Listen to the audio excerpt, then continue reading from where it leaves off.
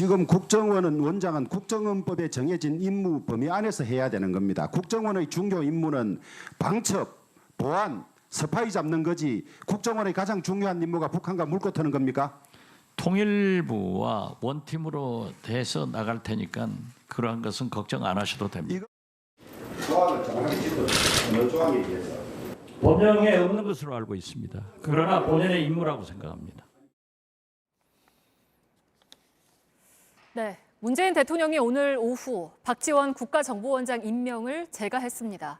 박신임 원장의 임기는 내일 시작이 됩니다. 한편 어제 청문회에선 북한과 대화 물꼬를 트는 건 국정원의 역할이 아니다. 주호영 통합당 원내대표의 주장이 나왔습니다. 이가혁 기자와 팩트체크해 보겠습니다.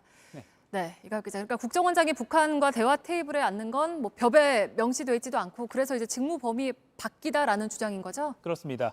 국정원장은 안보기관의 수장, 국정원은 북한과 대화하고 협상하는 기관이 아니다.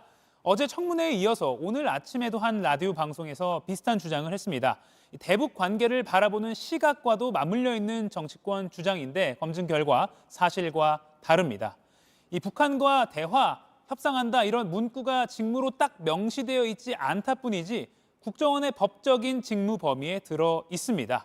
국정원은요, 국가정보원법 제3조 1항에 따라서 국외의 정치, 경제, 사회 등 모든 정보, 국내의 경우에는 방첩, 대테러 같은 5가지로 분류되는 보안 정보를 수집합니다. 이 북한 당국자 테이블에 앉아서 들은 내용, 국외 정보에 포함됩니다. 즉, 국익을 위해서 국정원이 당연히 수집하고 또 대통령이나 통일부 등에 배포해야 할 정보인 겁니다. 국정원이 북한 쪽과 우호적으로 벌이는 물밑 대화도 정보 수집 차원으로 보면 법적 직무에 해당합니다. 또 하나, 국정원법에 나온 직무로 국정원장은 대북 대화 협상의 주무부처인 통일부와 업무 조정을 하도록 되어 있습니다. 이 시행령이 나와 있는데요. 시행령에는 남북 대화에 관한 사항 이렇게 적혀 있습니다. 시행령상 국정원이 통일 관련 조정 업무를 맡게 된 건 1972년부터입니다. 네, 그러니까 꼭 이런 법적인 부분을 확인하지 않더라도 네. 사실 과거 남북회담 때도 물밑에서 사전 작업을 주도해온 게 국정원이었잖아요. 그렇습니다.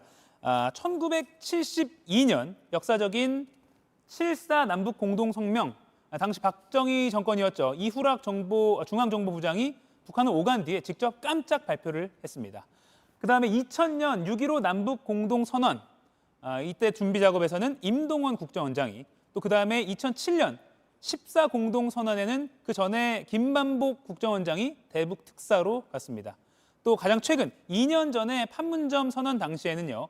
서훈 국정원장이 대북 특사단의 일원으로 물밑 작업을 이끌었습니다. 네, 그러니까 국정원의 이런 대북 협상 기능이 고유 역할처럼 늘 있어 왔다고 보면 되겠네요. 그렇습니다. 그런데 예외적으로 축소가 된 적이 있긴 있습니다. 네. 이명박 정권 때인 2009년인데요. 원세훈 국정원장 취임 직후입니다. 그러다가 2014년 박근혜 정권 당시 이병기 국정원장 취임 후에 복원됐습니다. 이병기 국정원장 취임 전에 후보자 인사청문회가 열렸을 때 이철우 당시 새누리당 의원이 이병기 후보에게 이런 말을 했습니다.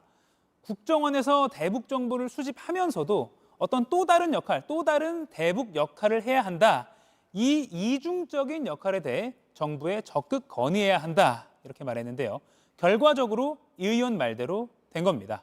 정리하면 국정원은 대북 감시, 공작 전담만 하라 뭐 이런 식의 주장, 정치권에서 간혹 나온 적은 있습니다. 하지만 현행법상 또 전례상 들어맞지는 않는 얘기입니다. 네, 잘 들었습니다. 팩트체크 이가혁 기자였습니다.